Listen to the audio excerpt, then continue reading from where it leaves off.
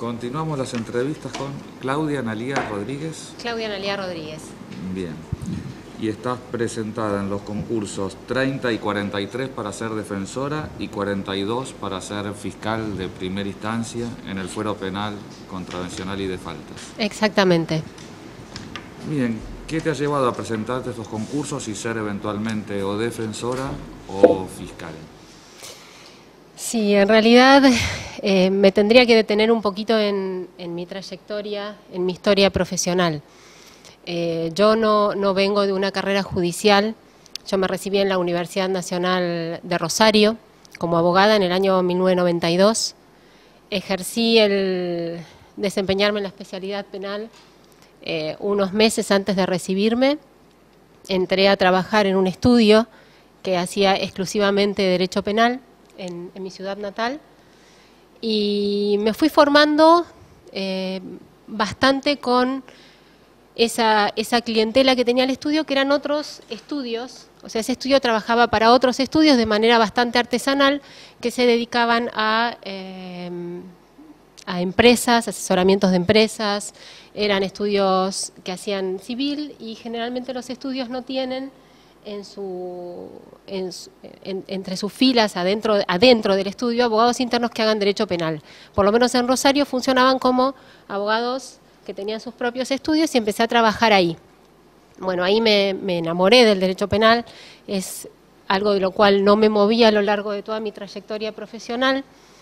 Y la vida, las cosas de la vida me trajeron a Buenos Aires, una ciudad atrapante para alguien que viene del interior y corporiza a los profesores que lee y los ve y tiene el acceso a todo eso que se veía tan lejano. Y acá empecé a trabajar en algunos estudios que me contrataban como abogada freelance. Trabajé para el doctor Julio Virgolini, por ejemplo, para el doctor Vidal Albarracín. Me contrataban fundamentalmente para juicios orales, por una cuestión de que los estudios grandes que tenían juicios orales largos requerían una asignación de su personal y de sus socios muy alta, era una dedicación muy alta y entonces fundamentalmente trabajaba para cubrir ese tipo de asuntos y entonces o hacía dictámenes, o sea, era abogada freelance. Ellos dos fueron para quienes trabajé en realidad cuando vine a la ciudad. Cuando empecé a funcionar en la ciudad me entero de la existencia de este fuero, que era un fuero realmente para mí desconocido. Nosotros en Rosario teníamos la justicia ordinaria y la justicia federal. Esto era Ciudad Autónoma de Buenos Aires, era una cosa bastante, creo que generaba bastante curiosidad, pero fundamentalmente la inquietud era lo novel del fuero. Era un fuero muy joven, en formación, con gente joven. Tuve la posibilidad de entrar y entré, la verdad es que conocí la diferencia. La diferencia porque cuando uno trabaja en la profesión se encuentra con una estructura bastante armada, con esas cosas que se hacen porque siempre se hicieron así, y uno necesita fotocopias y bueno, haga el pedido y en 3 días se proveerá. Y uno después iba a pedir y si no vino el instructor, tiene que venir dentro de 3 días más. Y entré acá y vi que las cosas se podían hacer diferentes. La verdad es que debo reconocer que entré con una visión de la profesión. O sea, no entré con la visión estructurada en la carrera judicial y esto me permitía tal vez a veces hacer cosas que parecían raras para quienes venían del Poder Judicial, como tratar de solucionar personalmente las cosas. O sea, algo tan simple, doctora, quiero fotocopias, bueno, me espera, y ahora aparte con esto del escaneo uno le puede decir, deme su mail, doctor, a la tarde lo tiene, y abren los ojos así el que no está acostumbrado a trabajar con nosotros, y esto me sedujo, o sea, me sedujo a permanecer. Una vez que permanecí, tuve la posibilidad de pasar al Ministerio Público Fiscal, y hoy ejerzo la Secretaría en primera instancia, en la Unidad Fiscal Norte con el doctor Broto, y aparte empecé en la Secretaría del Ministerio Público Fiscal con todo el nuevo modelo organizacional. O sea que empecé a trabajar en el Ministerio Público Fiscal ya implementando el cambio. Entré el primer día que se crea la Unidad Fiscal Norte. Entonces, no vine con cuestiones prearmadas. Para mí lo que aprendí era lo que en definitiva me gustaba. Y me gustaba esto, que tenía posibilidad de aportar, posibilidad de resolver, esta cosa ya no tan burocrática, y también la gente con esta apertura en la cabeza que uno, insisto, cuando lo veía del otro lado no lo percibía. Uno veía siempre las mismas estructuras, siempre las mismas montañas de papeles, siempre los mismos obstáculos para llegar a poder ejercer, en muchos casos, el derecho de defensa. Realmente cuando uno ejerce la profesión libre, más en Santa Fe, en Rosario no había querellante. En la época en que yo ejercí, que fueron 12 años. Y al no haber querellante, o se presentaban las víctimas como actores civiles, que pretendían que uno los representara como actor civil, o realmente en un estudio penal la gente va a encontrar la defensa. Entonces, en todos estos años ejercí la defensa. Luego entro al Poder Judicial, aparece en los concursos la posibilidad de ser magistrado de este poder joven, y no pude dejar de inscribirme en los concursos. Creo que decantaba, era parte de mi crecimiento profesional, y aparte ratificaba la sensación de querer pertenecer. O sea, yo elegí este poder, pero porque además era diferente.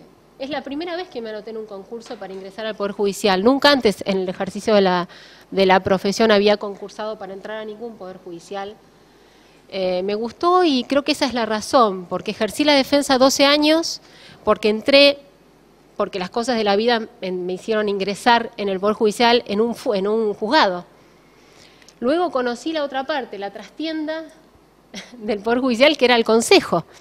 Me desempeñé en el Consejo de la Magistratura y empecé a ver cómo funcionaba esto, y cuando tuve la posibilidad de volver al ruedo, fue a través del Ministerio Público Fiscal, y con todos estos cambios, que la verdad me gustaban. Me gustaba el desafío de que sea algo diferente, y a través de esta diferencia de poder aportar sin que a uno lo miren tanto como diciendo, ¿qué está diciendo, no? Creo que esa es la razón por la cual me anoté en los dos concursos. Fui las dos cosas, y cuando uno ejerce la profesión es todo el tiempo las dos cosas. En un día es las dos cosas. O sea, se va el querellante y viene quien pide un defensor, y para eso a uno lo preparan. Por eso no me pareció tan raro, no me pareció extraño a mi naturaleza estar de un lado o estar del otro. Así me formé. Entonces no hubo opción, no hubo algo complicado. Sí. Desde la experiencia, y hablando del nuevo modelo organizacional, ¿se le ocurre alguna modificación útil a los manuales operativos? A ver, entiendo que el modelo en sí está bien que no sea modificado. Creo que, como decía, removió estructuras. Entiendo que lo que permitió este modelo organizacional fue no solo un quiebre de estructuras para adentro, sino también frente a la sociedad. Hoy la sociedad reconoce un logo celeste y reconoce un logo verde. La sociedad sabe que tiene un lugar a donde ir a canalizar sus pretensiones. Tiene un problema y sabe a dónde ir, ¿no? Tenemos las WOD, tenemos la OFABIT, tenemos la Oficina de Orientación al Habitante, tenemos las oficinas de los privados de libertad. O sea, tenemos que para afuera, para el resto de la sociedad, existimos. Y eso no es poco. La verdad es que cuando yo me presenté, cuando ejercí cuando decidí derecho, lo decidí porque para mí lo más importante era la justicia. Y con los años me di cuenta que aún más importante que dar a cada uno lo suyo era la paz social. Y a veces cuando se vive en una sociedad tan conflictiva, con tanto aparente choque de intereses, me parece que canalizar esa necesidad, proveer ese acceso a justicia y esa bilateralidad me parece fundamental. Y esto lo da este Poder Judicial, y no lo vi en otros, no lo vi en otros, esta descentralización. ¿Por qué hago esta introducción? Porque justamente hay manuales operativos para la UIT y manuales operativos para estas unidades comunes. La UIT en realidad, como está el manual operativo, entiendo que se encuentra limitada. Entiendo que se encuentra limitada. Sin duda se pueden hacer un montón de modificaciones en cuanto a las herramientas que se tiene, que es diferente al modelo. Por eso digo, el modelo creo que no habría que modificar la idea de modelo. La idea como tal se transformó en una realidad y me parece que los logros han hecho de esta realidad el sueño que tenían los procesalistas con los cuales empecé a trabajar hace 20 años en la Cátedra de Procesal Penal en Rosario. O sea, esto era el sueño... Con Víctor Corbalán. Era el sueño, claro, con Víctor, con Superti. Era el sueño del pibe, tener un sistema acusatorio, tener una mediación, la verdad que era el sueño, o sea, realmente, esto que uno ve acá, pues digo, obviamente que hay modificaciones, hay para plantear, pero ya son modificaciones, me parece que de las herramientas con las cuales cuenta el modelo. Por ejemplo, ver el tema del scoring, que creo que no es lo mismo en todas las unidades. Las problemáticas que se presentan en cada unidad son absolutamente diferentes. Los denunciantes son diferentes. Las demandas de defensa son diferentes. En realidad creo que hay que atender a esto, a ver la problemática social en donde apunta cada unidad. Me parece que eso es fundamental. Por eso digo, las herramientas creo que son fungibles. Lo que me parece que no es fungible es el tema del modelo. Me parece que esta posibilidad de canalizar la inquietud y de dar respuesta a la sociedad me parece increíble y me parece fundamental que acompañe nuestro código con esto. O sea, me parece fundamental que además se nos brinden herramientas para poder tener un margen de movilidad, una mediación. A ver, gloriosa sea la limitación en la coerción estatal, pero sin mediación es difícil de llevarla a cabo, salvo con un casconeo clandestino, que es lo que se vino haciendo siempre. Me parece que poder elegir, poder destinar recursos donde esos recursos tienen que ir, poder agotar las instancias de mediación y fundamentalmente en el tipo de problemática que nosotros tenemos. O sea, rozamos todo el tiempo los problemas sociales. Sinceramente creo que echar mano a la mediación es fundamental y eso no está previsto en todos los ordenamientos. Gracias a Dios nuestra Constitución lo tiene. Y de ahí en más me parece que el derecho penal es última ratio y cualquiera sea el rol a desempeñar, la verdad es que cualquiera sea la institución que me honre con la designación, no sé, uno se pone la camiseta y, insisto, mi norte hoy es la paz social. Ya creo que la justicia quedó un poco chiquita en una sociedad en donde el conflicto del que necesita y el que tiene parece que está constantemente en pugna, cuando en realidad no es así tampoco. Cuando en realidad no es así. Yo creo que hay un ausente en todo esto en muchas ocasiones y nosotros estamos en el medio. Nosotros estamos cuando el conflicto se desata y a veces se intenta buscar soluciones en los lugares en donde se hace lo que se puede y hasta donde se puede y hay que echar mano a la imaginación y hay que echar mano a todo el fuero y hay que echar mano a solucionar el conflicto. Creo que esa es la realidad o cualquiera sea el rol, Creo que hay problemas sociales que no podemos solucionar. Por su experiencia en la Fiscalía, ¿usted piensa que es factible que la defensa de alguna forma siga el sistema, el procedimiento, la forma organizativa que ha adoptado la Fiscalía acá en la Ciudad Autónoma de Buenos Aires? Yo creo, doctor, que sí lo sigue. O sea, yo creo que lo sigue. No sé si interpreté su pregunta. No, yo estoy hablando de la forma organizativa, ¿no es cierto?, en la cual, ¿no es cierto?, trabajan centralizadamente en las áreas geográficas de la ciudad los equipos conformados por una pluralidad de fiscales que atienden, ¿no es cierto?, en simultáneo la tramitación de una causa. Sí, en realidad tenemos hoy, por lo menos desde mi experiencia, que es en la Unidad Fiscal Norte, tenemos un poco la dificultad de no tener la presencia, no contar con los defensores en el edificio. Eso es una dificultad bastante seria para nosotros. Nosotros, desde la Fiscalía... Están en Cabildo. En Cabildo. Nosotros tratamos de suplir esto informando por los mecanismos que tenemos a través del código, de las audiencias que vamos a realizar, pero hay que reconocer que la distancia complica la situación. Bueno, eso está en trámite de resolución.